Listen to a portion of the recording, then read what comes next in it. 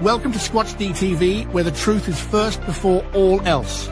Join your hosts, veteran investigator, TV personality, and author Steve Kulls, and from the Kentucky Bigfoot Research Project and the Kentucky Fried Fixes channel, Chris Bennett. Sit back and prepare to take yourself on a journey with the longest-running Bigfoot podcast, Squatch-D TV. Here are your hosts, Steve and Chris.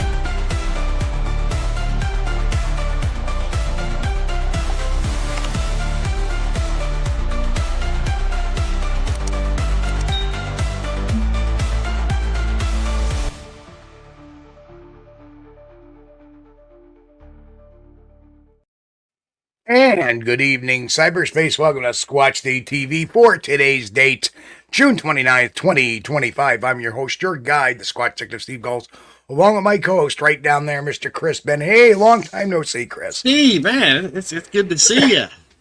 Good to see you. It's already the end of June now. That reminds me, man, after we get off the show, I got to pay my electric bill because I always do that at the end of the month. And, man, it seemed like June just got away from me here. The whole month came to get away from us here. Well, it's been, I hope everything's going better for you now. Yeah. We're getting back on track. Okay. Well, that's good. I know you've been having some mechanical issues with the Bronco, which, hey, that happens, man. That happens, especially, it's like, how many years you had? You had it about 3 years now, right? 4. 4 years. Okay. Well, it's time for a little something. Yeah. 4 years without a hitch isn't too bad. But hey, don't worry about it because a couple of years ago my transmission fell out of my Hummer. Oh. Well, it actually didn't fall out; it just kind of broke, but had several miles on it though, so I can't complain. But I kind of got the smooth lighting on tonight here, so I'm not as bright. Yeah, I see that. You're not really, doesn't look like Close Encounters of the Third Kind or anything. No. But it looks good. So anyway, it's good to be back, and I'll tell you what, I posted a video in the members area, and, yes, it did make me a bit salty, as I would say, because... Yeah. Well, you don't have a vehicle for 10 days. Yeah. You got to count on rides to get to work and stuff like that, and it takes extra time. Yep. So, it's just, I ended up, and you and I talked about that. I ended up working till like 3 o'clock in the morning on one Saturday. Yeah. Because number one, I had to wait for a ride anyway, and it was like, I just kept on working. And then the next day, dun dun dun, I did a little run out to a neighboring state to look at research area number 3 with a few friends of ours. Yeah, I saw that. I saw the research area 3 you did on the members in the members area video. Very cool looking outfit. Yep. Yeah, that's a great area. I'll tell you that much. Beautiful mountains. So yeah, it's been quite a journey the last couple of weeks, but we're back on track and getting things done. And with the bad news came some good news, and where everything is moving forward as we've discussed, Chris. Yeah. And now things are going to pick up just a little bit, if you know what I'm saying. Yeah. Well, that's good because June has seemed like it's been breakdown month for some reason. Yep. You had the issues with your Bronco, then I had issues with all my mowers.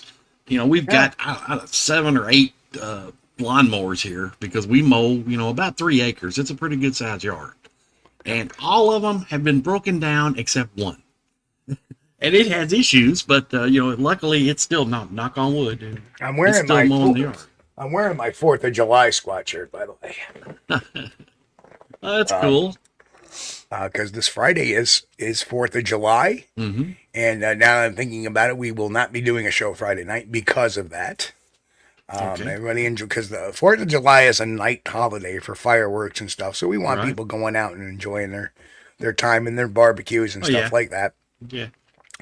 Of course, Wednesday night, we're going to have the really bad Bigfoot movie night. That's up already, ready to go.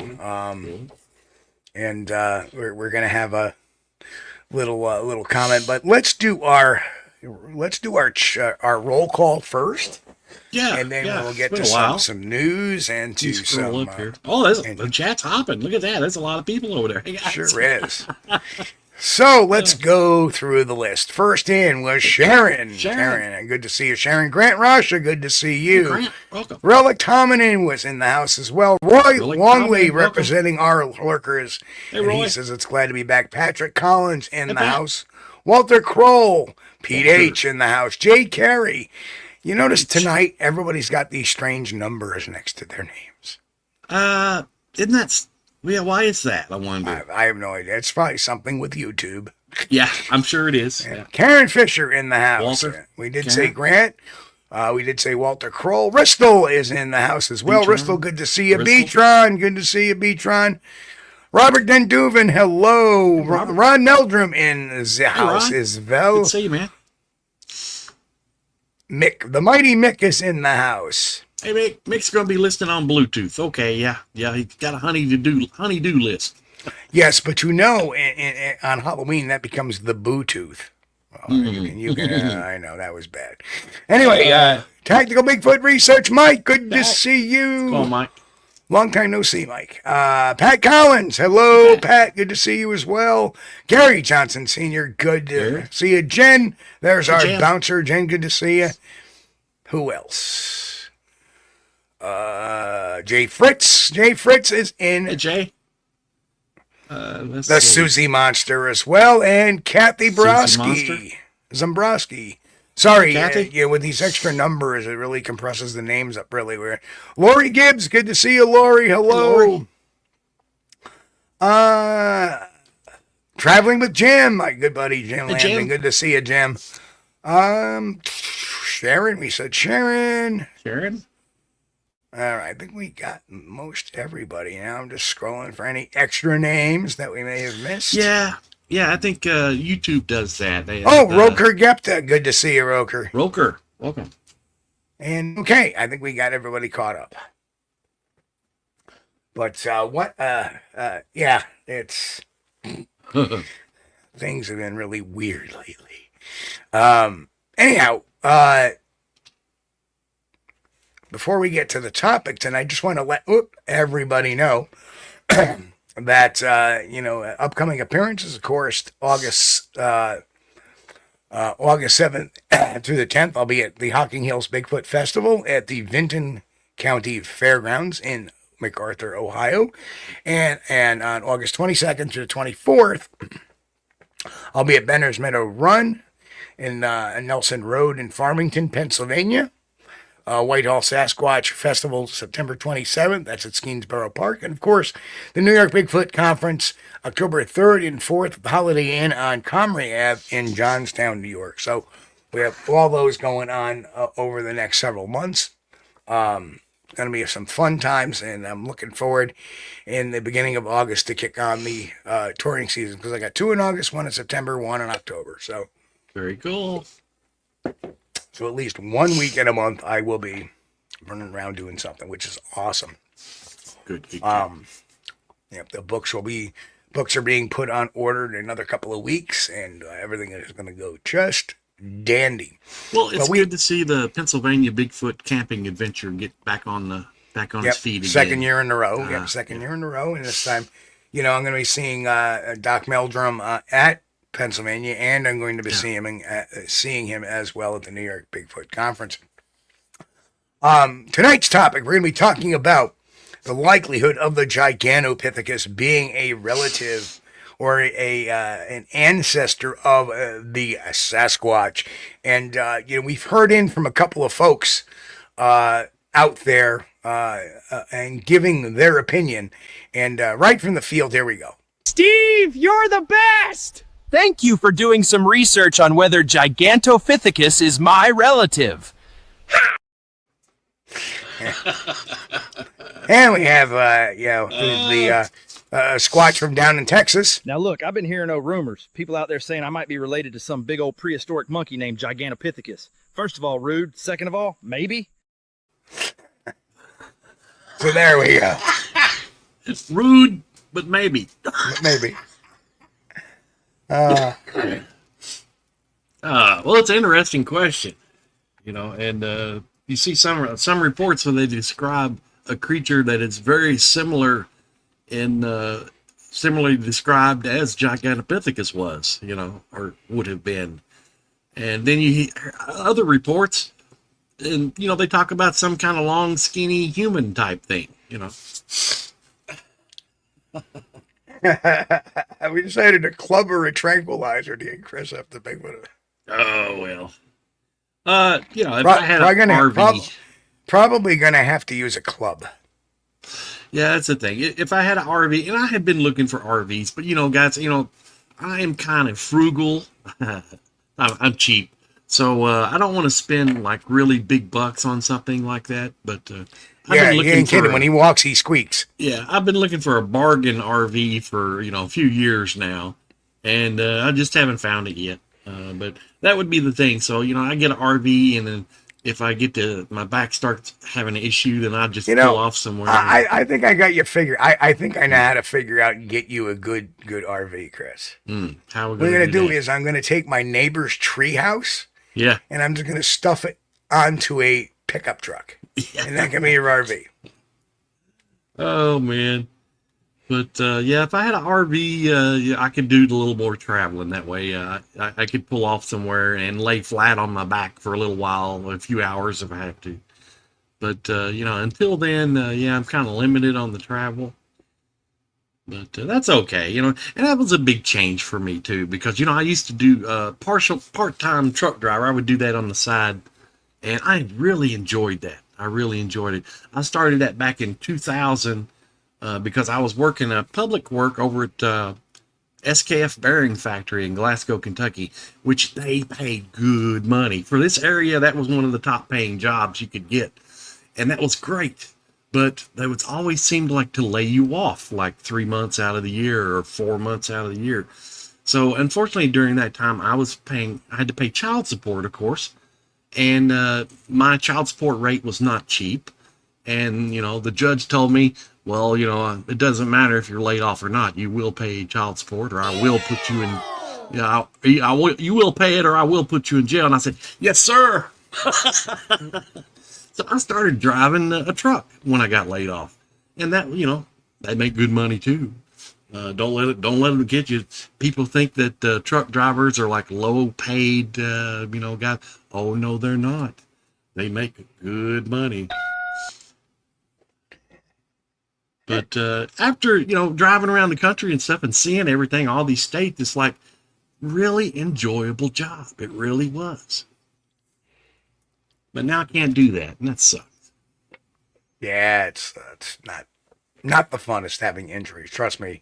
I was doing my job, and boom. Here I am doing something else now. Yeah. But it is what it is. Well, Chris, shall we get on to our lovely topic of du jour? Let's do it.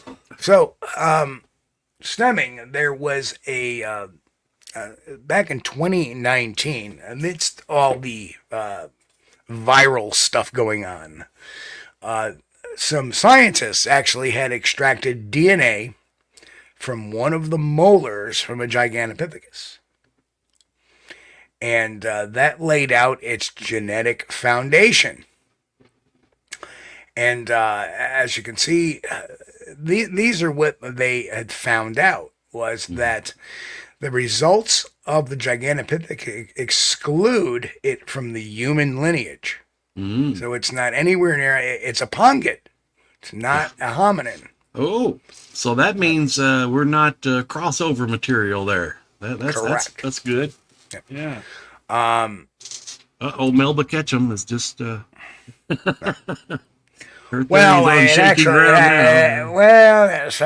actually supports more of her stuff than not, because now we're leaning to, it's more related to the orangutan.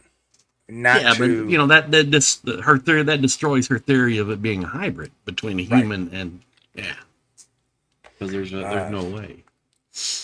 And so they used the protein preservation method, and that's how they basically got it, and they were able to give it a phylogenetic placement due to that. And the placement was it put it as a descendant, or rather an ancestor of the orangutan. However, they still do not have any kind of phylogenetic trees to associate with that. Like, they don't know where it came from. They don't know where it ended. Right. So I think that's pretty fascinating. But let's look at it. It has a side branch descent to Homo sapiens and to even pan-troglodytes, chimpanzees, etc. They're not Australopithecines. They did not have bipedalism, and they belong into the Pongid branch, whereas the Sasquatch likely has a direct ancestral line to Homo sapiens, perhaps. Bipedalism, and of course, most likely belong to the hominin clade. So whereas we always talk about Pongid or hominin, well, chimpanzees are hominin, gorillas are hominin, orangutans are Pongid. So they are definitely not part of the branch, and I believe the orangs are Arthropithecines, whereas chimpanzees divulged from the Australopithecines. So definitely a different branch off from what we have there. That thing about the bipedalism too, for the Giganopithecus, that one's always perplexed me, because how can they take, I mean, I know these scientist guys, they are good, especially what they do, you know, when they specialize at something, but how can you take a few teeth and a jawbone, a partial jawbone from a creature and say, oh yeah, and then to reconstruct the complete skull and say, oh yeah, it was likely bipedal. Quadrupedal. Wow. They were actually quadrupeds, not bipedal. Yeah, but I'm saying, you know, that was the first thoughts, that they were likely bipedal, because of the reconstruction of the skull and where the spine was at the base of the skull. We're going to get into a little bit more about the teeth in a second.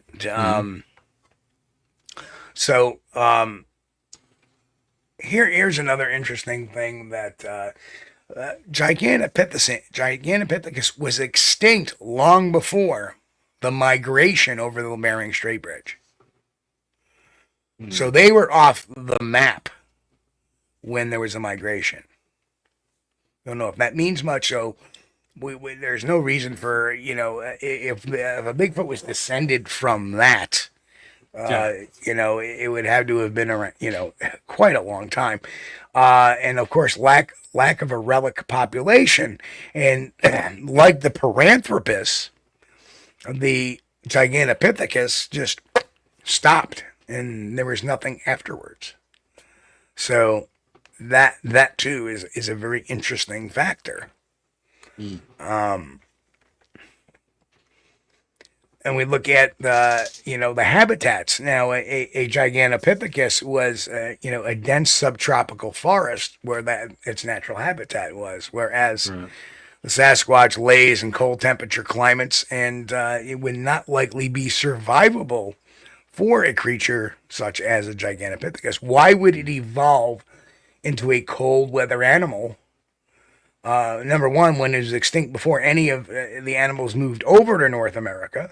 Yeah. Right? So it would have no adaptation to facilitate that. Yeah, I think most of the Giganopithecus fossils have been found in China, and I think there was some found in a cave in Vietnam. Yeah, it's always been either southern China or Southeast Asia. So that's kind of like, a rainforest tropical type. And knowing that they went extinct before the crossing at the Bering Strait Bridge, it leads it even to be more unlikely that it is a primate that has evolved to accept the, climatic changes we have here in North America. So, well, some of the reconstructed skulls of the Giganopithecus, and again, they've never, and not that I'm aware of, they never found a complete skull. They found partials and then did reconstructions, forensic reconstructions. They found jawbones and teeth. Yes, and teeth. Right. They've never found a skull. They've never found a femur, a vertebrae, a rib, or any of that.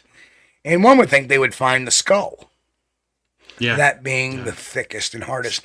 And again, that one type of answer or that one type of discovery kind of tells us a bit about the unlikelihood of finding a Sasquatch body, or why are there no bones? Well, why do we have a creature like the Giganopithecus that we don't find any? I mean, it's a primate. We know Gigano is a primate, but like a Sasquatch, but so that may be a primate quality that the bones are very hard to find.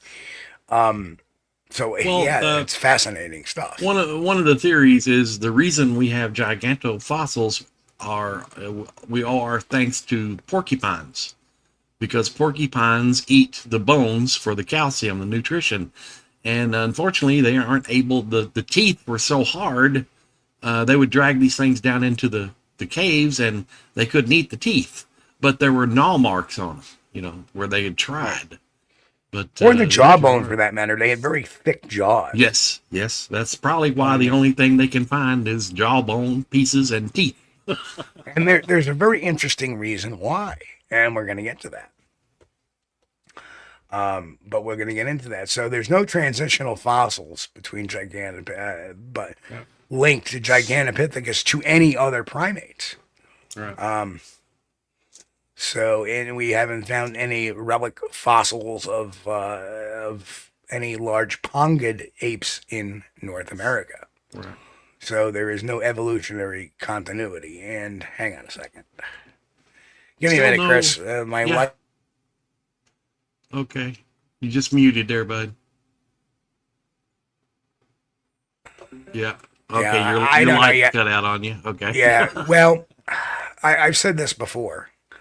I have a U-hub, and for whatever reason, the lights are going on and off, and on and off, and on and off, and I cannot find any reason why they are doing this. Maybe almost set like a security timer, but or energy saving feature. No, because they will go on. Yeah. Like I'll be closing, like I'll come home and the lights will be on. Oh. So it's very annoying right now. Well, maybe something is messing with you from your paranormal investigation days. No.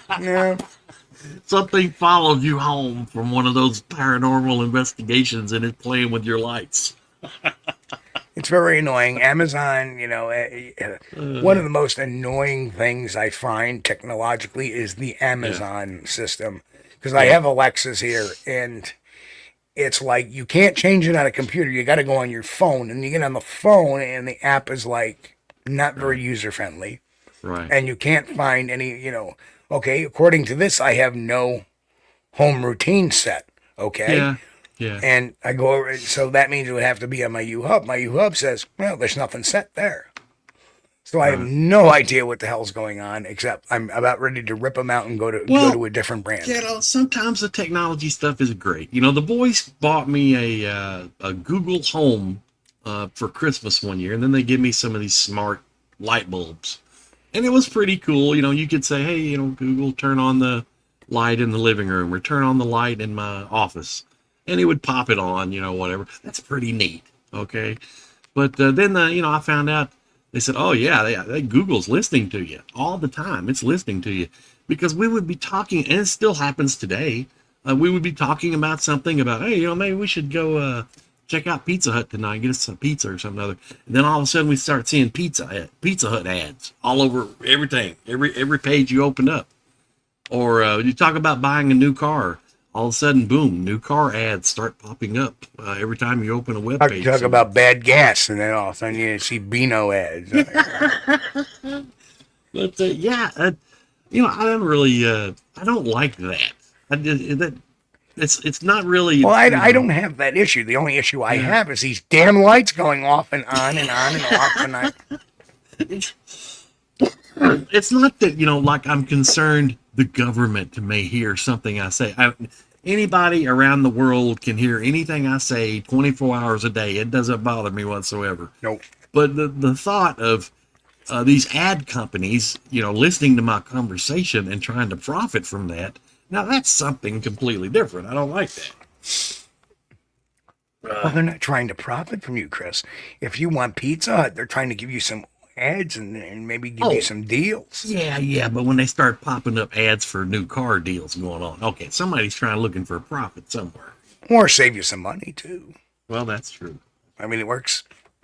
It's kind of circular to me. I could care less about ads. Well, I drive. Because you're going to get ads anyway, and I'd rather see ads for cars if I'm going to buy a car than seeing ads for adult diapers. Yeah. Right? So.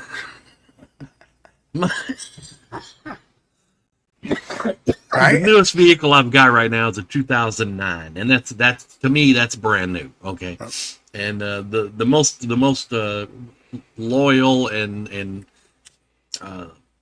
practical vehicle that I would trust to go anywhere, if I could stand it, I could hop in it and drive it to California tonight, would be my Hummer. And I appreciate, and it's a 06. Okay, we're talking almost 20 years old, coming up next year, 20 years old. Another 5 years, 6 years, it'll be a classic. Maybe I'll get a break on my license fees. But I'm all into driving the old stuff as long as it runs, and I'll drive it till the wheels fall off, and then I'll put them back on. Then I'll drive it some more. So, getting back to our topic, one of the things that, and we were talking about this earlier, one of the things they can tell by the teeth, and probably why the jawbone was so strong, wasn't for biting on things. Meat is generally soft, right? But what it's made for is an herbivore's diet. Chewing and grinding. Right, chewing and grinding and chewing. And it looked like that they had lived on bamboo, and plants like a bamboo, a very fibrous substance. Yes.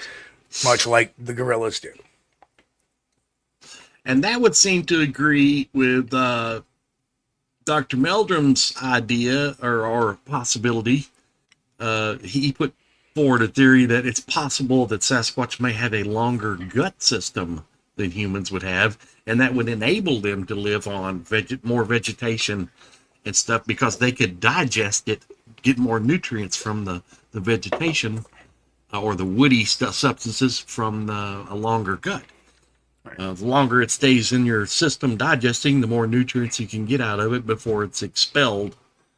Now we're gonna talk about food at the end of this little presentation because this is a very important point. Yeah. And the next point is, first there's their extinction things. There was a climate change event that had occurred. Yeah. Food availability and species competition. I'm sure that the species competition was probably what got them the most. Because with them became the not the Homo erectus and Neanderthalis and the Denisovans and Homo sapiens, so they had a lot of competition for food, and they would probably food themselves. But let's get back to the whole food thing. And that slide did not make the slideshow. Again, I forgot a slide. But when you have something like a Giganopithecus or something that eats its main caloric intake for the day, if it's plant life, it's got to take in a lot of plant life because plant life does not have a lot of calories. Right. So that being said, hard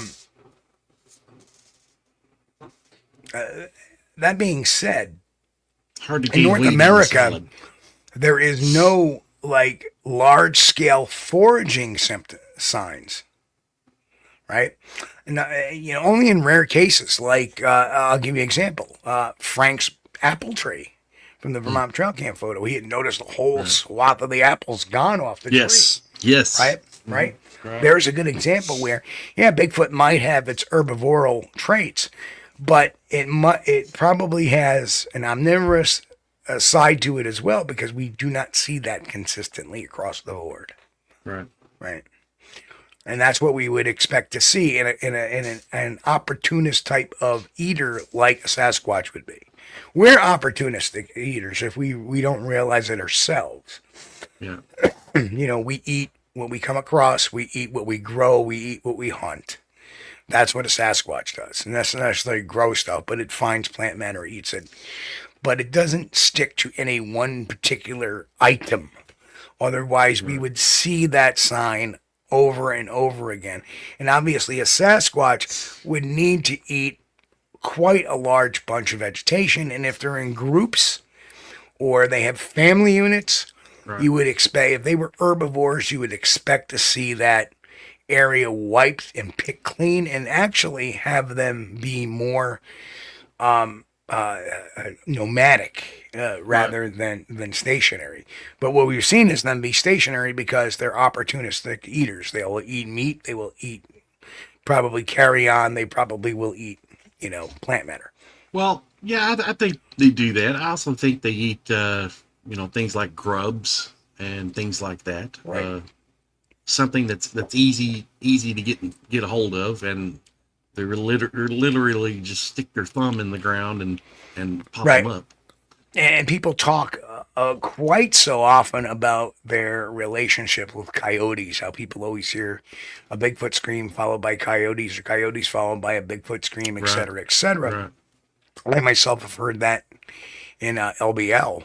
Right. And what I believe is that the coyotes may find a kill on something, and the Sasquatch come in and take it. Just like there have been reports over the last 2 centuries of hunters going out after their kill, and it's gone. It's been carried off because there's no drag marks. It's just like it's been plucked. Right. There's where it dropped. And then it's missing. Yeah. Yeah. Well, you would think they would have to be opportunistic feeders. Now, Grant says if they're in Northwest, that could be why so many people are missing from Washington and Alaska. I don't think so. Ooh. I don't think so at all. Grant, you think they're eating people? They're not eating people. Otherwise, we'd be finding the people's bones too, because there are searches. Creepy, yeah. You got to understand, there are searches for these people. Right? Yeah. And let's face it, Alaska, the Pacific Northwest, people venturing off on their own. How many times do we find people that have been missing for years, and what was their likely demise? Yeah. They fell off a cliff. Right. Why? Because they don't have bite marks, or they don't have teeth marks on their bone. Because if a Bigfoot was eating people, right, you would still see gnaw marks on the bones. Yeah. Right? Yeah. That is just forensics 101. Right. Instead, what we see is usually crushing injuries, where a fall and they get a compression fracture of something, or, they break a bunch of bones when they fall and they end up dying. Yeah, and humans they're pretty weak now. It's not like they used to be back in like the pioneer days. And it happens every year in some of the western states where people go out looking for a Christmas tree and they die of exposure. They are taking them through their giganto portal, said Helix Khan. Oh man. Oh no. Yep, that's right. Fell off a cliff because of selfies, and Texas Jack says you think if they were herbivores, they'd have gorilla type potbellies, and I've yet to hear of a single witness account mentioning anything like that. There have been reports of them having potbellies in some cases. Not always, but in some cases. And that could be, let's just put this on the table here. What could be the cause of that? It could be a cause because it may be an older Sasquatch that is not roaming as much and that is subsisting on mainly plants and animal matter, or plants and fauna. Basically plant matter. Because it can't either ambulate, or it has gotten older and it's not willing to travel, or it could be just an old age as well. Because as the older we get, the more rotund our bellies tend to get for some of us. Yes, I have a fat belly. Even I got a little bit of a paunch. So that's what I think is going on there. There was one the footage that showed a Sasquatch with a kind of a pot belly, and that was what's his face's footage up there in oh gosh, Washington State, I think. Oh, the Freeman footage? The Freeman footage. Yeah, his Sasquatch had a pretty good sized belly. Yeah, that it did. What a coincidence. That's kind of something that is always Right. that I've taken notice of Yep. over the years. So there's a lot of different aspects to, like I said, that points that they're more of a scavenger, opportunistic eater. And That's very Grant says if they were vegans, they would be rail thin and have mental health issues. I don't know, Grant, about the truth of vegans or only skinny people are vegans, because I had a good close friend. Her name was Panna. She's from India. Hi, Panna, if you're out there. And she was thin. They were vegans, Right. but her mom was absolutely not thin. Okay, she was healthy, and she had been a vegan all her life. So it really depends on what kind of vegetables and stuff you eat. Well, some of it's metabolism too. Yes. Yes. Some people just have that gene that Right. they just, and that her mother may have had that gene. Yes. And being overweight is a disease now. So It's a disease for some. It's a disease for some, if you think about it. It's not for everybody, right? well, There's two ways to get obese, and that's one by disease, and the other one is being just bad about your eating habits. yes. But metabolism, some people have a slow metabolism. Some people have a fast metabolism. And I used to be the same way. I could eat when I was younger. I eat a lot more than what I eat now when I was younger. But I was like doing stuff and burning it off and, but now, I eat probably half what I used to. And I still end up with a fat belly. So, Right. one of the perks of being old. Right. You definitely need those meat proteins when you're a young child to grow. Mm-hmm. Yeah. Yes. So anybody forcing their child on a vegan diet when they're young is really mal. Well, very they're- bad. No yeah. bueno. They're holding their child back from proper nutrition. Right. But, that's parenting 101, their choice. You raise your children, not me. But then they wonder why their children are so small. Why is somebody like 5'2" Right. and they're a male, and Yeah. and they're 100, and they're 130 pounds. Why does my son break his arm every time he falls down? Well, because, we've probably been feeding him on vegetable matter. Come on, give him some meat. Give them some milk, because Yeah, if give you him some go to the strictly vegan diet, milk is verboten They too. drink that stuff like walnut or milk. Soy milk or almond milk yeah, or stuff like that. Weird but stuff. when it does, it lacks the vitamin D we need for our bone growth Right. as a child. Gotta have that good old moo juice. Got milk.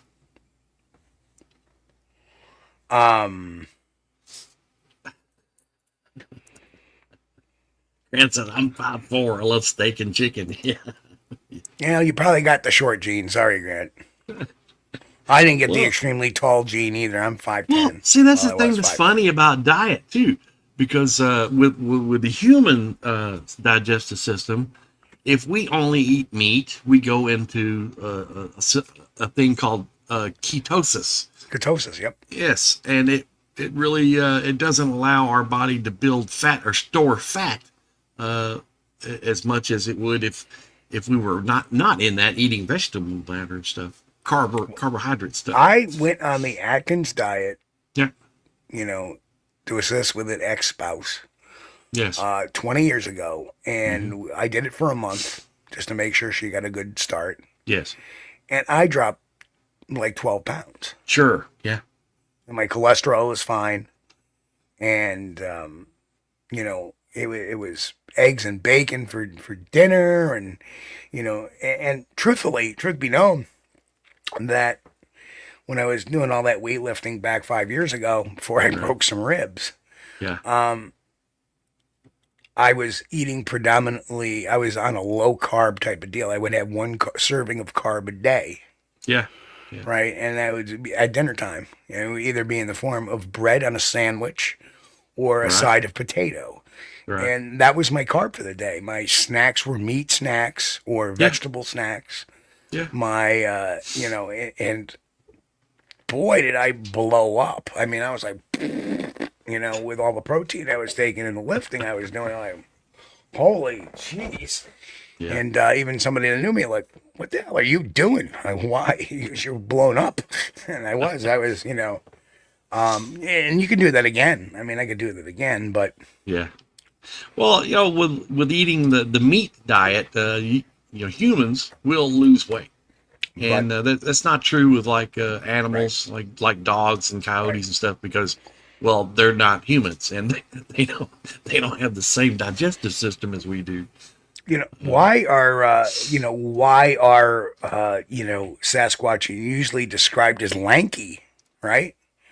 In New York, they're all lanky. They're not obese. They're not like that because they're on a predominantly keto and vegetable diet. They have no complex carbs in their diet unless they scavenge some.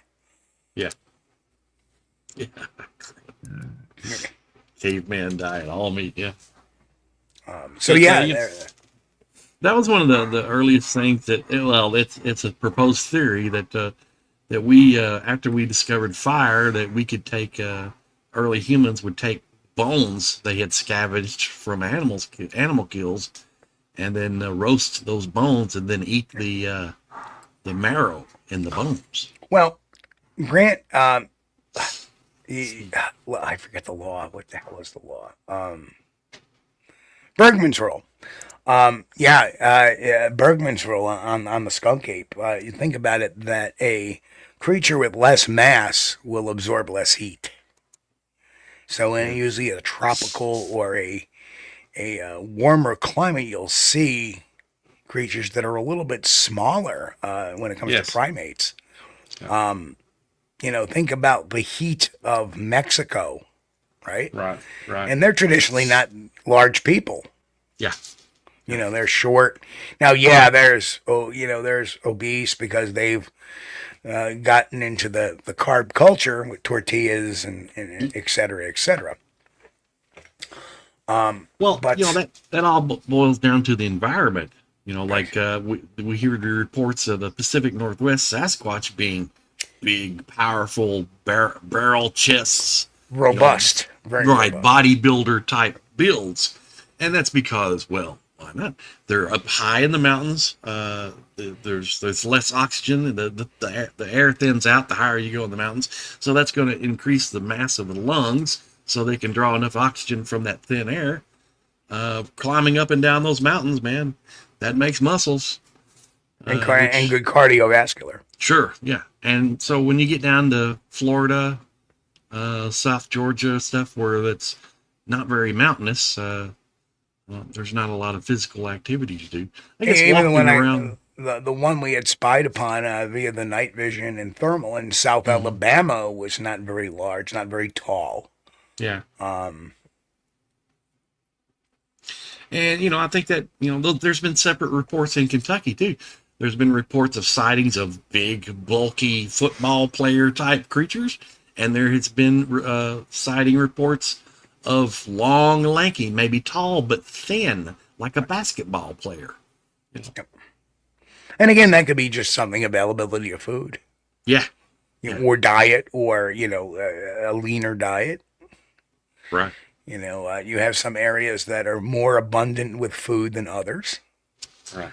And I think that each of the creatures adapts on that at birth as to the availability of food and what they can survive and live on. And again, that having a longer digestive tract allows them to eat more in larger amounts and give them time to go without having to eat for a bit.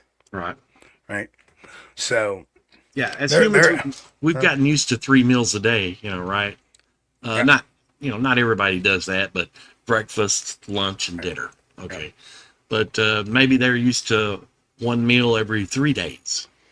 And with a longer gut system, an extended gut system, they could do that very easily. They could eat once a week or so, no problem. Well, I mean, you look at the a lot of reptiles, man, they're weird. Reptiles are completely their systems, because number one, they're cold-blooded, Right. and so they need heat to regulate their body temperatures. Is why in a freeze or a low temperature warning in Florida, your boas or the pythons, escaped pythons, become vulnerable because they get very lethargic until they can warm up again. And then a lot of them, because of the cold, including turtles and tortoises and snakes and any type of reptile, they develop respiratory disease because of the cold weather, and they develop it relatively quickly. They develop almost like a pneumonia type of disease. Yeah, but it's not going to get very cold in Florida, because I remember. Oh, if it gets in the 30s, that's cold. Oh, for yeah, Florida. yeah. About 2008, I had saw a news report, and they were all worried. The citrus farmers near Fort Myers were really concerned because it was going to get down near 35 degrees that night. Get frost on the crop. And they were scared. Yeah, the trees would freeze, oranges would freeze on the trees. And I thought, 35 degrees, man. Are you serious? That's nothing. And see, this is a great argument for people who say, how can you say Sasquatch is a mammal or a primate or anything like that? Yeah. Because mammals are warm-blooded, right? So our body temperatures are self-regulated. Whereas a cold-blooded animal, such as a reptile or a bird, their body heat is regulated on what they can absorb via sunlight and via heat source. So that's why. I don't know, Grant, man. I've been to Florida. It's not cold down there. So, it's that's why snakes have to bask in the sun. That's why, same thing with tortoises and turtles, and why birds get in the sunlight and they tend to, but they have feathers, so that kind of keeps their heat in. But reptiles don't have that. Yeah. So my point being, for a creature that big, why is it a mammal and a primate? Because it wouldn't survive being that big in the cold climates that we see it at. Right. Yeah, absolutely warm-blooded. They have hair, fur, whatever you want to call it. It's hair, really, but they regulate their own body temperature, and they have to. I mean, the reports of the Yeti in Nepal. My God, it's cold in them parts of the world, and the air is so thin. We can't survive without having a supplementary oxygen supply. So, wow. Well, that's because we're not used to it. Yeah. I mean, there's people that are born and raised in like Denver, Colorado, which is a mile high. Yeah. We go up there not being used to that, and it takes our bodies a ways to adapt to that. So, yeah, every year, people climb Mount Everest, and they have these Sherpa people, the locals. And of course, I imagine they make a good living, carrying stranded climbers back down from the mountain and stuff. But the average person goes up there; they have to have oxygen mask on and stuff. These guys are up there with no mask on. They're just bebopping up and down the slopes like it's nothing. What you get used to, it's what your body adapts to. The body is adaptable. Which that's a primate thing. Primates can adapt to a lot of different temperatures. Now, could a Gigantopithecus adapt to the cold? I don't know. I don't necessarily agree that just because a Gigantopithecus lives in a subtropical climate doesn't mean it could survive in a more temperate climate. Oh, sure. I'm sure they could. Yeah. Um, We did. Yep. Yeah, I mean, you think about it. We have people that come from all over the place. People come from Florida, move to New York, and they complain about the cold. And people from New York move to Florida, and they complain about the heat. But we all survive, very weirdly. But let's look at it from another aspect. Can we survive without the comforts of what we have as Homo sapiens? In other words, I can live in New York now, but all of a sudden it's going to get really friggin' cold come mid-October. If I didn't have a home with heat in it, would I be able to survive? And the answer to that is yes. The Native Americans did it, but they did it without. They did it with teepees and fire and craftsmanship, whereas a Sasquatch does not have those abilities. Right. It's yet to be proven. I mean, I've yet to see. Well, I've yet to come across a campfire that was built by a Sasquatch. Yeah, but even animals shelter. They know to seek shelter. Right. Coyotes they create dens, or they find a cave and use that as a den. And, but these are the conversations and the thought patterns we should have, being serious about the Bigfoot topic. Right. Because this will give us a lot of insight to what they do when they do it. Or even if they're an actual species. I mean, I've seen two, but still, we always have to hold the possibility that I could have been wrong, or, other people could have been wrong, but I doubt it. But let's look at it from the aspect of, how would they overcome that? I hear people talk about, well, they go underground. Well, people don't understand. You have to go underground 2 miles before it starts to get warm. Well, that's the thing. Here in Kentucky, we got all kinds of caves. And the average temperature in a cave is around 55 degrees or something like that, 56 degrees. So, even in the wintertime, I guess if you got a fur coat on, 56 degrees would be fairly comfortable. Right.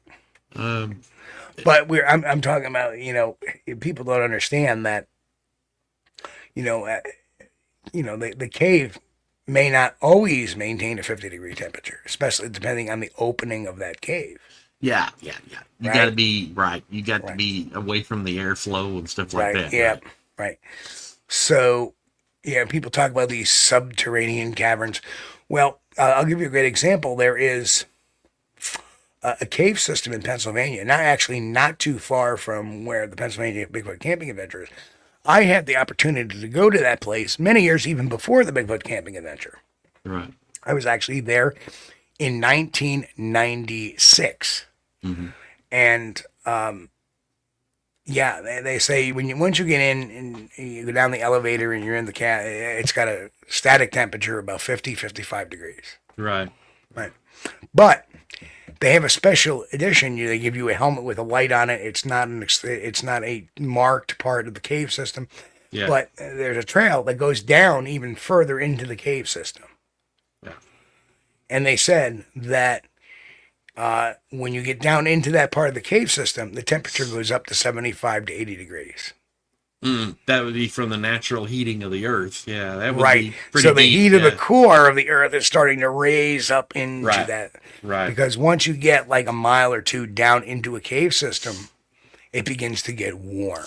Oh, yeah. Yeah. That's why coal miners always look sweaty and hot, because they're working in 75, 85 degree weather. Where is that? Is that there's a crystal cave, and I think it may be either Mexico or Peru. I can't remember, but it's a very beautiful cave full of crystals, and it's so hot in there that the scientists that go in there and look around have to wear a suit to protect them from the heat. Right. Yep. And understand that there would be a lot of evolutionary dynamics if a Bigfoot actually had lived in a cave system. Yeah. Right. Jay says gold mines in South Africa are 100 plus. Yeah. Yeah. Let's look at this argument, do Bigfoot live in caves? Truth is that, we hear about the cavemen. That was an adaptation. That wasn't a thing we naturally did. That was an adaptation. For the most part, Homo sapiens and all primates live on the ground on terra firma. They don't go underground. You would expect to see for a group of any kind of animal to be, aside from the tapetum lucidum, you would expect other things to happen, like them, if they're going to be constant cave dwellers, you'd expect their eyesight to be very poor. You would expect their hearing to not be so acute. You would expect to see adaptations in their hair. You would start seeing them lose serotonin. You would start to see them lose their hair color. They would be more white or translucent than other animals. If you look at creatures that biologically stay in caves, like spiders and bugs and even some vermin, they tend towards albinoism, because of and that's just an because they don't need the items of color on the that they would need on the surface, because it's those items that help us defend against sunlight. Right. It's not likely that they're living in the caves. If they do, it's not likely they're living in there 24/7. It's just like a place, a Motel 6. I would think. But there are people that believe that's where they come from. No. It's not. No, it's not. There's not any good evidence for that. And then again, if they do live in cave systems, why haven't we found their bones or bodies in a cave system? Because think about that. If they die in the cave, right, there's no predators. Right. Good right. There's nothing to snatch their bones away. Yeah. We would be finding their bones, just like. They found mummies in the caves here in Mammoth Cave. Right. Thousands of years old. Right. Because essentially, when you go into a cave, you're burying your dead. Yeah. Right. But if you go into cave systems, you may find a skeleton of an old big cat or something like that went into its cave and died in there, and that's why you find those things. But you never find a Sasquatch skeleton in there. And more matter to the fact, there's only a very few number of caves or chasms that, like we talked about the Homo naledi in a cave there, and they thought that's where they were burying them. Maybe they were dropping them into the pit. I don't know. Maybe they were living in the pit and it collapsed upon them. Again, that's unknown. It's far too hypothetical, but I think it's a safe bet to look at the great apes as they are today. Homo sapiens, pan troglodytes, gorilla barengai, and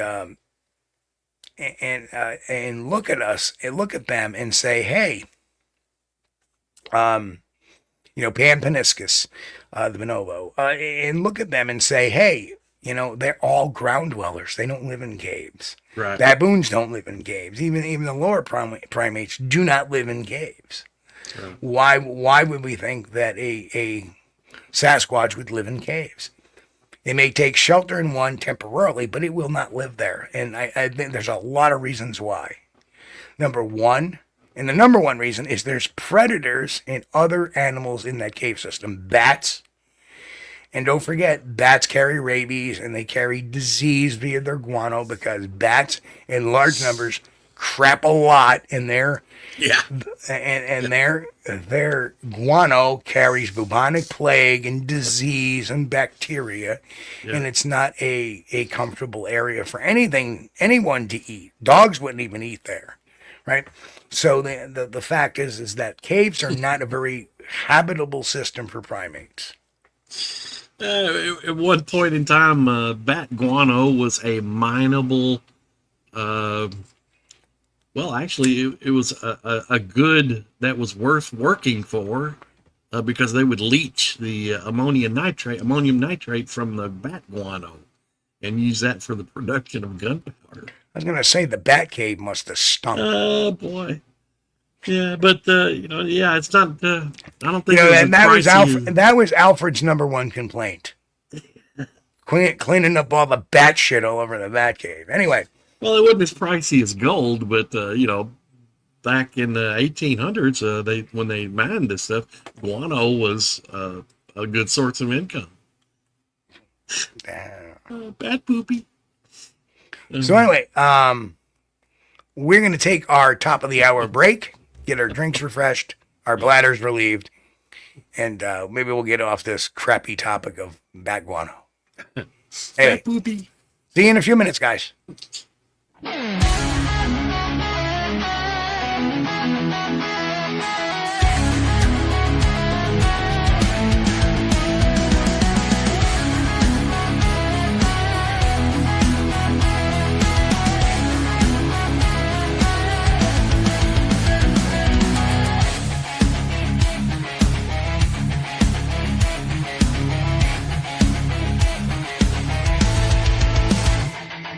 Late night cameras rolling, just the facts, that's all we need. 2 men on a mission, following the evidence, yeah. No more tall tales, no more make-believe. Scientific method, that's what makes us believe. Truth hunters in the night, truth hunters. Truth hunters in the night, yeah. Won't stop until we find truth hunters in the night, truth hunters till we die.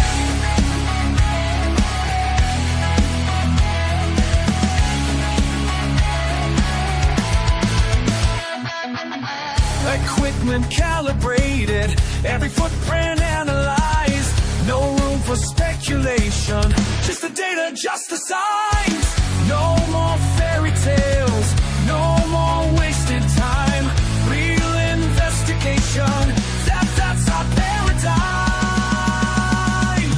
Truth hunters in the night, truth hunters in the night. Won't stop until we find truth hunters in the night, truth hunters till we die.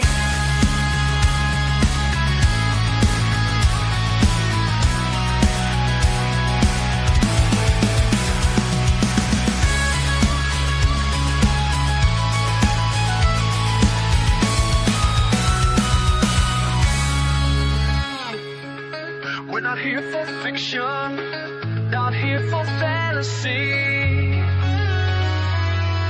Just pure dedication to what our eyes can see. Truth hunters in the night,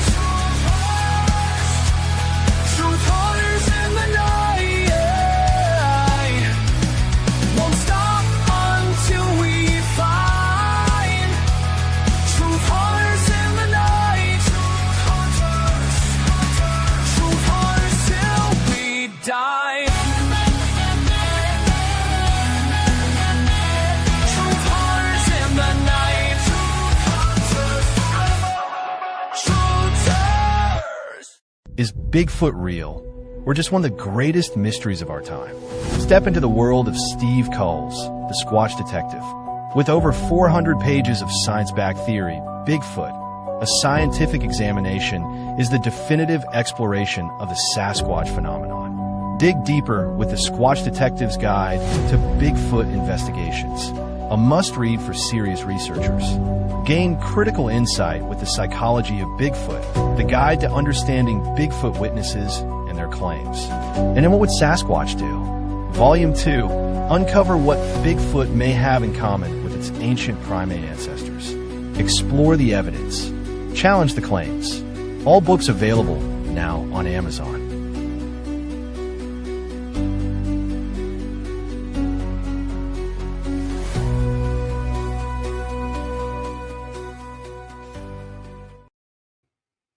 And we are back here live right here talking about our friend the Giganopithecus and some traits of the Sasquatch that, are very much up in the air. And there is so much, I think, that, we need to learn about these things. There's stuff we know, we should know. And there'll be people that will argue the fact. But I know we have a bunch of questions starred, Chris. Yeah. So we want to start getting to them?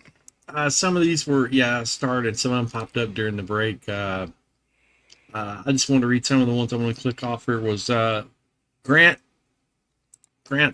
said, when I was near Chichen Itza, in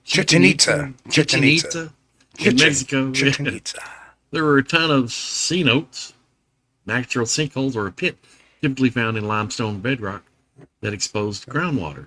Very warm water and caves. Very cool. Oh, crap. I clicked the wrong thing. Now I'm going to get that on here. Can you take that down, Steve? Thank you. Thank you. And let's see. Grasshopper says, take 300 feet off the sea level and imagine what the coasts look like since the Ice Age started melting stuff. Yeah. Yeah, true. Very true. And then Grasshopper said, Grant, I'm talking about over 10,000 years ago when it started melting. We've gone through lots of many ice ages since. And that's true. We cannot deny that there has been a natural change in climate, because if there hadn't been, I would still have glaciers in my backyard. Yeah. Global warming, I kind of chuckle because the world is cyclic, and I think nobody's ever mentioned that. Right. Nobody's ever mentioned that if you were to go back to this time and date, it was... Yes. It was 20 degrees outside every day, and all of a sudden, 100 years later, now it's 50 degrees. Yes. And then 100 years later, it was 75 to 80 degrees. Depending on the thing is, there is no denying that changes in climate happen, and it's part of the natural order of things. You can go back and stand in the middle of a dry lake bed that used to be a lake, thousands of years ago. But did we have anything to do with that? No, not that one. No, but let's see. Grant says some makeup is made from bat guano. You know what, Chris? If we remember talking about this, that 1 million years ago the Earth was a jungle. Right. Yeah. With dinosaurs and large reptilian type creatures, and 65 million years ago. Yeah. Well, whatever, a million, billion, whatever. But what I'm saying is, this Earth used to be a jungle. Right. Then it got hit by an asteroid Yeah. and screwed things up for a little bit, caused an ice age. Yes. Right. So we could be reverting back to that over time. Right. Regardless if we have a factory or two or not. Well, I can be plowing a field over on the farm here in the middle of Kentucky and pick up a rock. And what I'm looking at is something called fossiliferous limestone. And what that means is I look in that rock and I see seashells. And you can even find, patterns of ancient fossilized fish in there. And it's really cool. But climate change has been going on for a long time. Yep. Let's see. Don Gummoth says, "Hey y'all." Hey Don. What's up, Don? How you doing? But I'll be damned to say it's global warming out there when it's 10 degrees out in the middle of January out here in New York, or it's 10 below, it's 2 below with wind chill.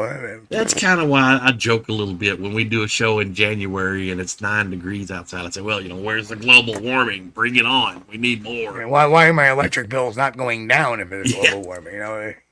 Grasshopper says, everyone has new names lately. What's going on? Yeah, that's true, Grass. It's something you know what? I'm going to do a test post here. Yeah, everyone has a symbol ahead of their names. Yeah. And Grant said YouTube started doing that in the past 24 to 48 hours. Look, mine hasn't changed. It's still at Squatch-D TV. I wonder if that may be different though, because we're the ones looking at it. Maybe. Well, we have created our own URL. That's why. Yeah, maybe. We have a custom URL for YouTube, Yeah. which And you then, can do when you are a creator. Yeah. Grant said, I was down 500 feet in a salt mine near Bogota, Colombia. Bogota, And it was Colombia. warm. They had to use AC through it. Yeah. Yep. I can totally see that. Yeah. Oh, let's see. And let's see if we got anything else coming. Very true, Grant Rocha. 80 one day in New York State, and then snow the next. Yeah. Well, yeah. Let's look at what happened last week. We had a cold snap, and the next day it was 80 degrees. Unreal. Yeah. Just like Kentucky, man. If you don't like the weather, wait 5 minutes. It'll change for you. Sometimes, in early spring, early mid-spring in Kentucky, it does that when we get into the rainy times. And, it's sunshine and everything's fine 1 minute. Next minute, it's raining. But if you don't think, and I don't want to get off on a political tangent here, but if you don't think, this is not politically driven, why is it that it changed from global warming to when, Jesus, why is it like 30 degrees out June 2nd, right? Yeah. Why did it go from global warming to climate change? Now it's climate change. It's not global warming anymore. Yes. Right? Well, if you remember, Steve, because we have to remain to the science, and even scientists can be driven to an agenda politically. Yeah. Yeah. I'm looking at, as a guy from the outside looking in, what I see is a natural progression of what happens, and the world is cyclic. And I think George Carlin said it best. We've thrown this planet's been hit by comets, asteroids, has numbers of volcanoes a year, has tremendous earthquakes, has tidal floods, tsunamis, hurricanes, tornadoes, and we think with our factories we're going to affect this fucking planet. I think the recovery from the comet probably tells it best, right? Well, in the 1970s, there was this big thing about, there was a big push, a big scare. We were suffering from global cooling. We were going to go into the next ice age. Okay. And, well, that didn't work. And so they said, well, no, we're having the greenhouse effect. We're actually warming. We're warming. It's the greenhouse effect. And, yeah, well, that's not the greenhouse effect and global warming. Now it's climate change. That's not working either. Back in the 80s, it was the ozone. Remember, the ozone was going to be eaten up by the aerosols. Right. And then now they went to, and they can't figure out whether the climate is warming or cooling. So in order to cover all bases, now we just say climate change. That way, if it gets colder, they can say, aha. If it gets warmer, they can say, aha. It's global warming. The polar bears are going to have nowhere to live. They live on the ground, for Christ's sake. Pardon my French. Well, one of the nice things you can see, I mean, when I was in school in the 70s, I was told by a junior high or maybe eighth grade teacher, that by the year 2000, all the coastal cities in the United States would be underwater. All of them. Yep. Florida, forget it. Florida is gone, man. It's going to be underwater. And just not too long ago. And the great earthquake was going to put California in the drink. Yeah, about maybe 3 or 4 months ago, I looked at a couple of comparison pictures of the Statue of Liberty from exactly 100 years ago to today, which, was a few months ago. And there was no difference in the sea level. Oh, yeah, that's a great point, Texas Jack. Remember when they made a switch from recyclable, biodegradable, renewable paper bags to plastic bags to save the trees? Yeah. Now we've gone back to paper to save the environment. Save the environment from plastic, yes. Hey, man, everybody, you cannot blame Generation X for this, because when we grew up, we had returnable bottles, glass bottles that would, you go buy a pack of Cokes, take your glass bottles back, and they would clean them and refill them, whatever. And we had paper straws, which paper straws suck. They really did. They do.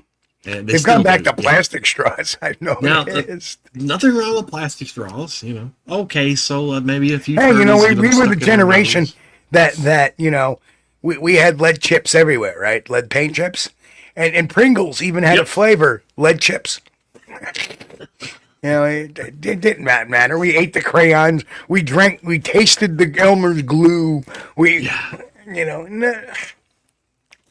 played in dirt. I grew up in houses built in the 50s and 60s, and most all of them had lead paint in there. I grew up in a house that was built in 1880. Yeah. It never occurred to me to eat paint. I don't know why. Maybe I'm different, but why would you want to eat paint? Just never occurred to me to do that.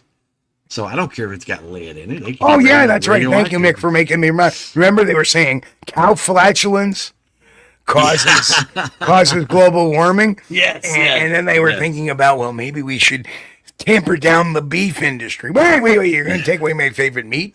Yes. Because, I like pork. Chicken, I'm okay. But my ranking of meats is beef, pork, chicken. Beef. Yes, beef. Love a good friggin' steak. I've been existing on mostly turkey and chicken the last several years, since 2017. That's right. Beef. Chris doesn't lose his hair, he molts. Yeah.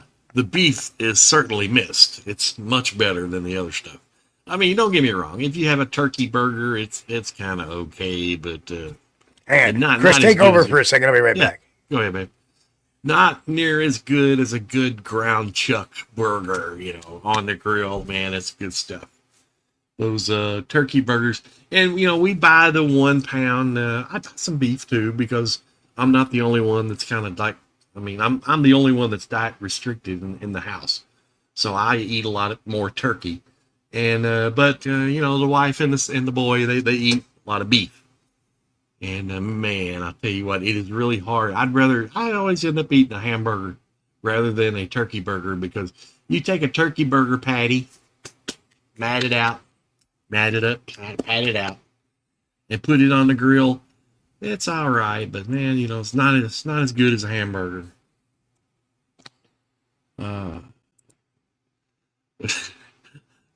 Jason definitely knew some windowsill chompers growing up. Oh no. No. I'm going to talk about any politics, Grasshopper. I'm sorry. I didn't mean to bring that up. I don't want to bring up politics at all. But there's some of the things we can talk about that's not political. And my wife is a big turkey and chicken fan. I'm not. Yeah. I like it once in a while, but and there was a while that, when we were on the same work schedule, she would make dinner occasionally. And Steve Grant said our governor said stop using gas stoves. Picture in the paper showed her cooking with a gas stove at home. That's very true. So so for like 2 weeks I had nothing but chicken and turkey and chicken and turkey. Right. And then I developed a cough. Yeah. And you know what ended up happening? What? Feathers everywhere. Oh. Well, you're not supposed to eat the feathers. No, but I was eating so much I turned into a chicken. It gets old. Of chicken and turkey, it gets old. You get tired of it because there's only so many different ways you can have chicken. I'm like, of course, my wife is really good about making sure I stick to a decent diet, and she would grill chicken. I've had lemon pepper chicken. Well, you can have grilled chicken, fried chicken. Yes. Roasted chicken. Yes. Chicken cutlet. You can have chicken cordon bleu, which, by the way, has pork in it. You can have chicken cacciatore. And of course, friggin' chickasee. I mean, not chicken fricassee.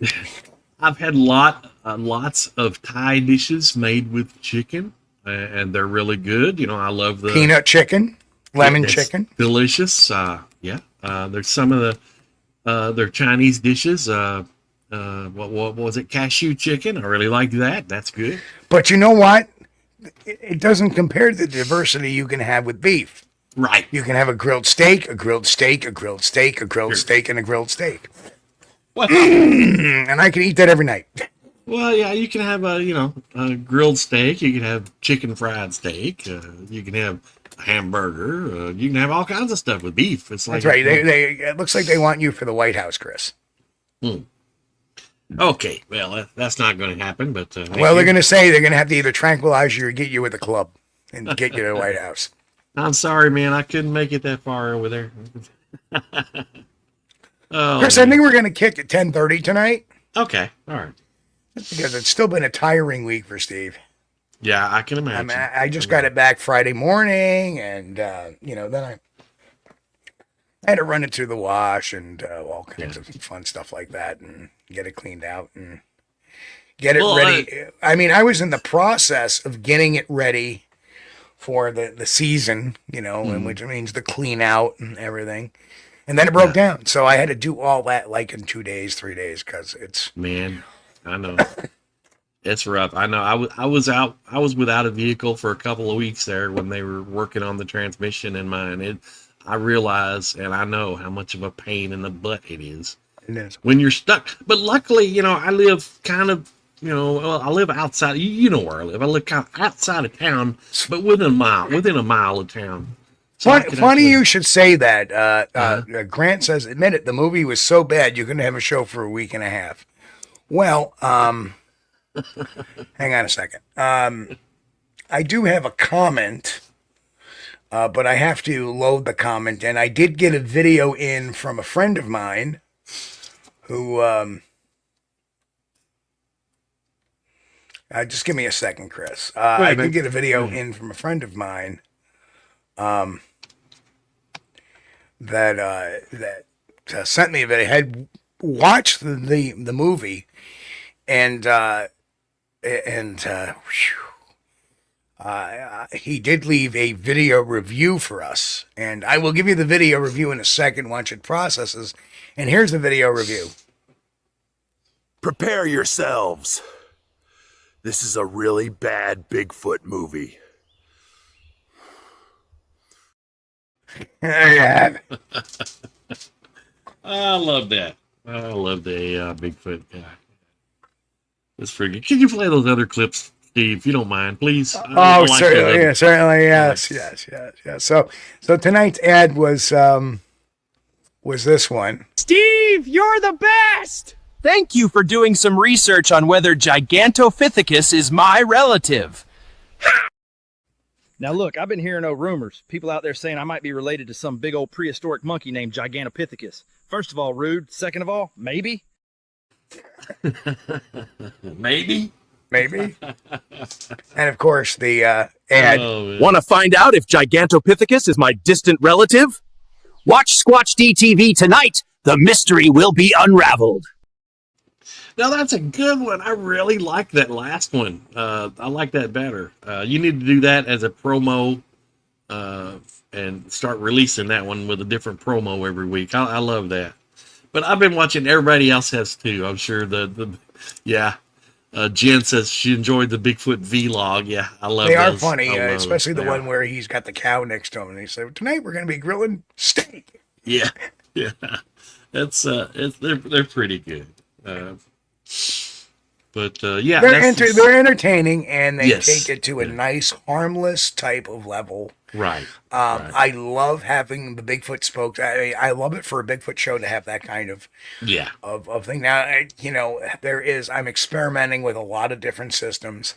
Yeah. And unfortunately, when you make a bad one that doesn't come out quite the way you want it to, they still charge you the credits for whatever it is. So you get a crappy video, damn it, I got to do it again. That's pretty bad. Yeah. And, Oh, well, that's we her did a off- bad job for you, but we're still going to charge you the same as we did a good job. Right now, I don't pay money for them per se, but I got a subscription that has X amount of credits. Yeah. So I got I got some credits left on one, and I think I got one video left on another. So we'll see what. That's pretty good, though. I love those Bigfoot vlog videos that people's doing, and they're really popular. A lot of people are putting those up, and they're getting a lot of views because, hey, it's funny. Well, our own ad for the show tonight, which featured the one saying rude, yeah, that actually garnered over 800 views in a couple hours. Yeah. Yeah, they're fun, they're good, they're wholesome. They're wholesome, most of them. Yeah, there have been a few that were, kind of the drug culture related. I really didn't enjoy those, but parts of them still were funny. I guess it depends on the audience. I guess I'm probably not one of their target audience members, but I like a good wholesome family type entertainment that's good for everybody. That you can watch the video or the vlog with all the kids in the room and not feel uncomfortable. If you want to see, hang on, I'm trying to find the folder for today. Oh, Jay said, yeah, the Stormtrooper ones are pretty good. Yeah, they are. Yeah, but the Stormtrooper ones are done with the Unreal Engine, not the VO3 AI. Yeah. They're done with the Unreal Engine. Do you think I'm related to the ancient Gigantopithecus? Look at my great posture and footwork. So anyway, let me upload one of the ones that I did not use. It's actually kind of cute per se. So I'll upload that one. That's coming up too. It's kind of fun using this stuff to. I mean, the beautiful thing is as a podcaster, I have a whole new palette of tools. And this was originally the first one I created, which was like, well, I wanted a realistic looking Bigfoot, but Do you think I'm related to the ancient Gigantopithecus? Look at my great posture and footwork. Tune in to Squatch-D TV tonight. That was kind of an animated thing. Right, yeah, it was more of a pretty good. cartoonish thing, yeah. Pretty good. Yep. Oh, man. But the audio and the scripting of it was amazing, and that was not me scripting that. Right. None of these are me scripting that. So, very, very amazing stuff, and it just unloads more tools to take the game up a notch. Yeah. Have a little fun doing it. The game we do here is the PowerPoints, the graphics. That's how we up our game. And AI has helped with that considerably, especially with some of the research aspects. Yeah. And now the graphic aspects, like the Squatch-D TV Live logo, is a combination of AI-driven and some add-ons that I did. Mm-hmm. That's an AI-generated logo. Well, it's a very, very good tool to have in your arsenal. And for a number of things. Everybody should be taking advantage of it. It's good. And like I said, I did genealogy. I mean, I did a whole report on my father's military service with AI. Right. Yeah. It's amazing what you can apply this to creating programs. I have programs on my computer that can analyze audio, that can analyze video, that can analyze photos that I created using AI. Yeah. Yeah, I like the AI. You could type in, give me, run a search parameter for something specific. And of course, if you went to Google or something search engine and typed in that topic, you're going to be zooming through about 5 zillion web pages that had mentions of that name that you just typed in. But with the AI, man, it will zoom in and find specifically what you're looking for and say, okay, we have I've found 5 instances of this, in this discussion here, and you can click on those, and man, it's great. It's great. And you can Takes talk you to it. exactly- You can talk to it in plain English, and it will take care of it. You don't have to worry about quotes. And remember Google searches that used to, Right. if you really wanted to refine your search, you had to put it in quotes or something Yes. simple. Right. It's just Well, still, that's a lot easier than the early days of the internet when you were typing, if this, and then well, so and so. Yeah, but the beautiful thing is if I want to research a story, Yeah. I can sit there and ask AI to find me the websites for this particular incident, cross-reference any other articles with it, and then I can sit there and get a story that I can cross-reference, right? Which is really important, or I can cross-reference facts, which is really important in getting your story right. And that's how you maintain, and then you have other models of AI that you can use as well that are free. Right. And you can see if you're getting similar results. And so you can cross-reference not only amongst sources, but you can cross-reference amongst platforms as well. Yes. And that's how you get the accurate information. Well, that's the thing that I found interesting about AI. You want to ask it about specific information, or you want it to lead you to specific information that you can verify for yourself. If you just ask AI a question and it answers that question, well, now you're relying on what the programmer put in, and that may not be exactly right according to the facts. So you've got to really... with AI, there is no programmer. They program it to think. Yes. And they input a lot of information, but it's a self-learning thing. And that's what makes AI different, is that it learns. How it determines the answer to your question is based on how they've designed it to early Google AI, you could say, give me a picture of a criminal, and they would never show anybody other than a white person, and that was kind of odd.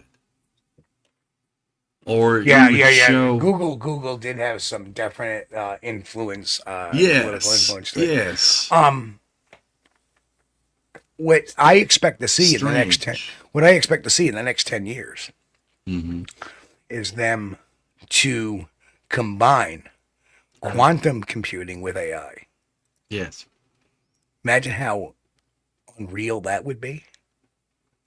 You ask it a question and 3 seconds later it has all your information. Yeah. Or you ask it to generate a video and it does it in 10 seconds. Yeah.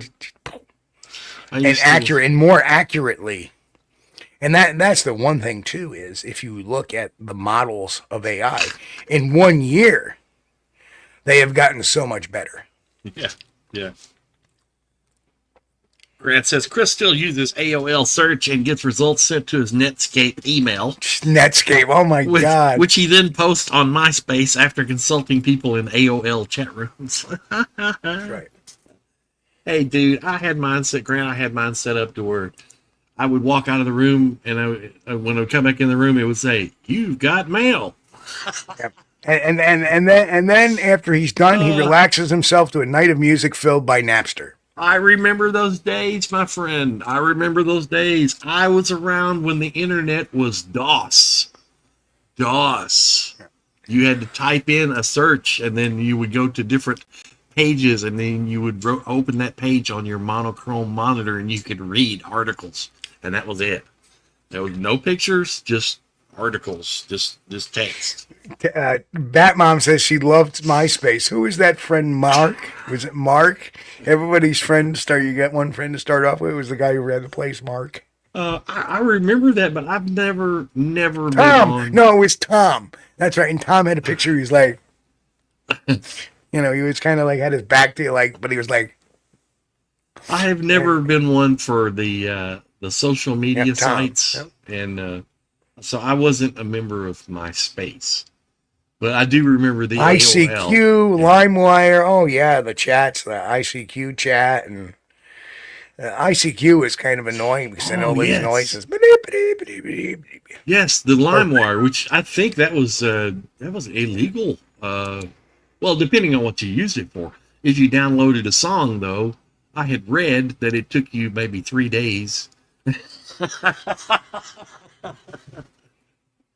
download music and stuff. Oh, I'll give you one now. Remember Web Crawler? How about Ask Jeeves?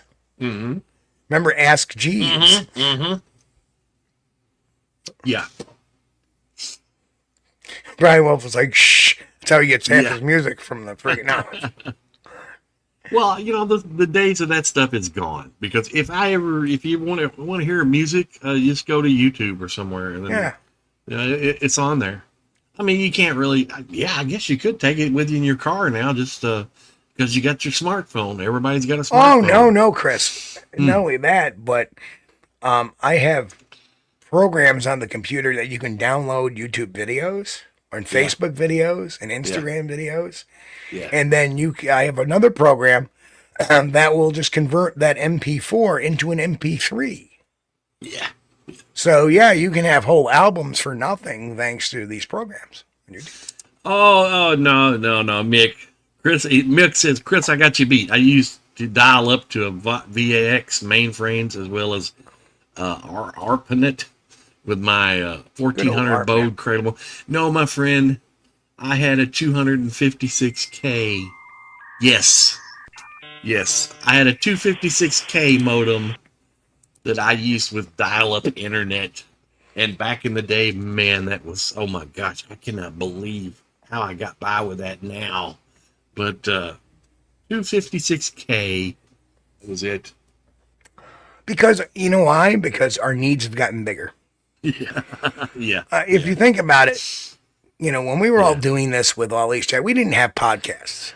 Yeah. The way we communicated was through chat groups, email groups, message boards, yada, yada. Right. But as the technology grew, so did our equipment. Yeah. So did our platforms. So it's just growing and growing and growing. So. Right. That modem that Mick is mentioning there, that was an upgrade. When the 14.4 baud modem came out, it was advertised, now you can finally watch live video online. And I was like, I gotta have one. And I bought one, and you're watching live video, but then it stops in the little circles. You know what I mean? It was still pause the video. So you couldn't live stream video with. I couldn't anyway. I remember I got my first computer, my first real computer, back in 91. I mean, I had a TI 99, and then in 91 I got a computer 92, and I remember getting it home, and I bought something brand new to the computer world, and that was a CD-ROM drive. Yeah. Where you could put a CD in and it could do a number of things. Yeah. And this is before you had the read-write drives. This was just a CD-ROM drive. Yes. Yes. And I remember getting the computer home, unboxing it, and taking the top off to put the CD drive in, and my ex-wife goes to me, "Oh my God, you just bought that thing, you're having a part." Yeah. But 10 minutes later it was back together. I mean, it was like that easy to put in. Yeah. And then you just load the driver in on your 3.5-inch floppy disk. Right. The driver's in, now the CD drive works. And it was damn cool. It worked really well. And it was really weird because it had a cassette that you would open up and you would put the CD in, close it, and then slide the cassette in. Now the computers don't even come with CD drives, that I ended up having to spend a whole whopping $18 to buy a CD-ROM drive, just in case I wanted it or needed it. I have that ability now to burn a disc or, keep something. Because I have something literally that's worth a lot of money. And here it is. You ready? Go ahead. Oh, yeah. Stack of CDs or DVDs? These are stacks of CDs? DVD-ROMs. DVDs, yeah. which the burner can run. It's actually a DVD burner, not a CD burner. But so yeah, so I have a stack of those. That's how many I kept. I mean, I had 2 sleeves of those years ago, and now I only have 1 sleeve left. But it's got like 60 or 75 discs in it that if I wanted to, I could burn a CD and use it and keep media on there, which may still be a viable option. Yeah. Because it's there. Really strange. I can burn a DVD playing on my PlayStation 3 for my TV as a Blu-ray player. Or a DVD player. So there's still uses for it. But well, anyway, if we're done, I've got a stack of those things. I've got several stacks of the CDs and DVDs. You see the prices for them now?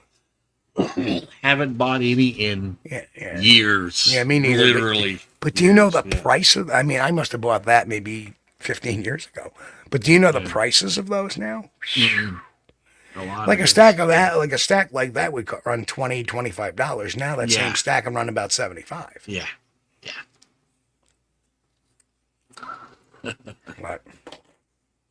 But then you have other media. Then you have other media that's like super cheap, flash drives and. I used to burn CDs.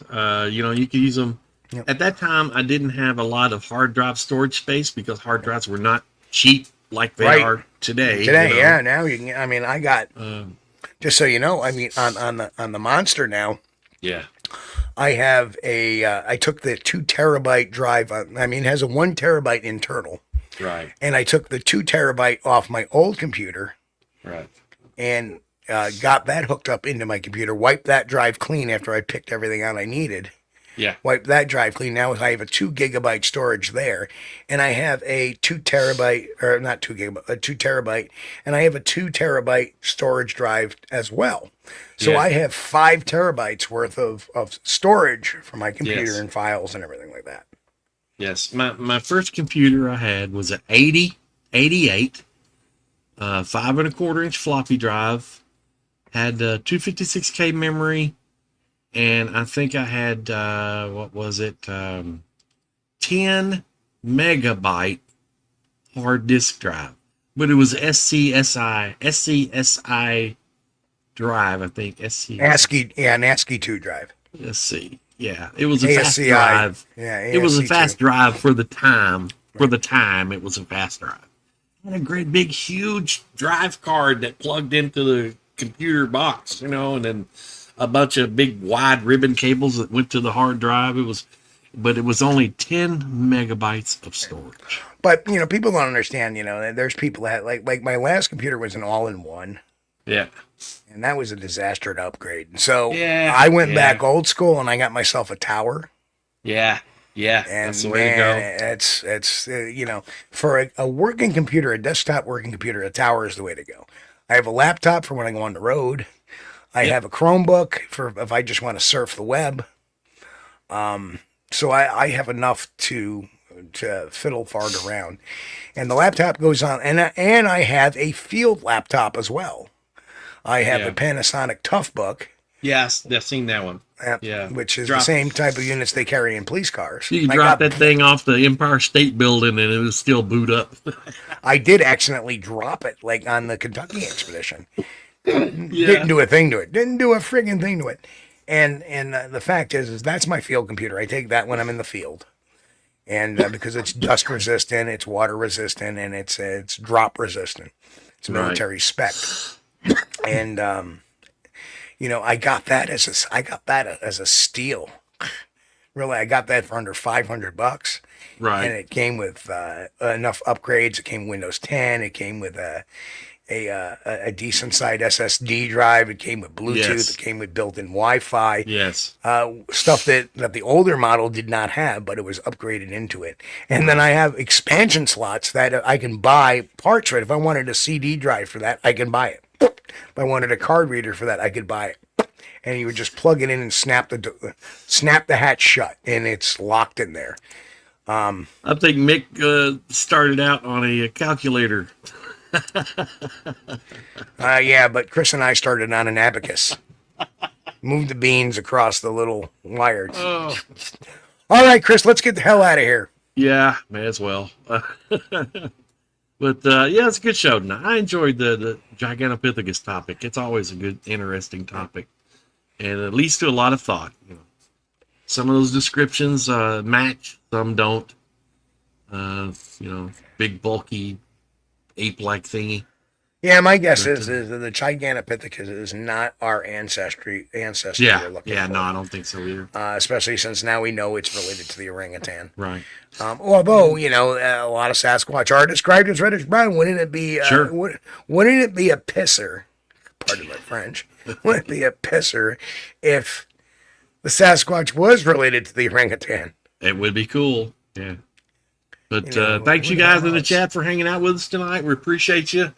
And I always say it because I always mean it. You guys are the greatest audience we could ever hope for. Thank you. This is only made possible because of you. And we know this. We know this. Thank you very much. We would not be here doing this without you. Thank you so much for joining us. And if you hadn't subscribed to the channel already, please do so now. If we got anybody in the background that's kind of lurking, if you hadn't subscribed to the channel, please do so. If you hadn't hit a thumbs up, you know, bump the thumbs up. It helps us with the YouTube algorithm, and they claim that that's what promotes the videos. Of you gotta have the likes, Sure. you gotta have the views. Sure, it does. I don't know. If anybody's listening over on the podcast, I don't know if Steve's posted this one to the podcast today, but if you hadn't checked out the channel yet, I haven't posted in a while. okay, well, slide over to YouTube at youtube.com/@SquatchDTV and check out the channel. If you like it, subscribe. Don't cost you anything. Come on, man. And yes, Grass, ChatGPT Plus will do anything you want, except make music. Anyway, little slower show tonight, a little slower pace show tonight. We're just getting back into the saddle. We'll be back to full bore by next Sunday. Like I said, I still had quite a busy last couple of days, but I wanted to get on the air with the topic, get back into the groove of things. We missed you guys too. Horribly missed you guys. Glad to be back. Glad to see you all back here too. Love you guys. We love your support. And of course, you know, I want everybody to have a great week. We'll see you all Wednesday night, 9 p.m. Eastern, for the really bad Bigfoot movie night. And boy, we got a stinker. Yay. And I can't wait to get that stinker on the air. I mean, whew. Anyway, folks, on behalf of me and everybody else here at Squatch-D TV, we want to wish everybody a happy, safe, healthy week. God bless. Of course, we'll see you all here Wednesday night. Love you guys. Peace out. We thank you for being here with us on Squatch-D TV. If you haven't taken the time yet, please hit that like button and subscribe to the channel. And oh yes, hit that notification bell too. We don't want you to miss anything. If you really like our content, you should consider becoming a member, and it's really inexpensive and a great way to support not only the show, but honest Bigfoot research. Everyone have a great week. Be safe and God bless. We will see you all here next time on Squatch-D TV. Keep on squatching.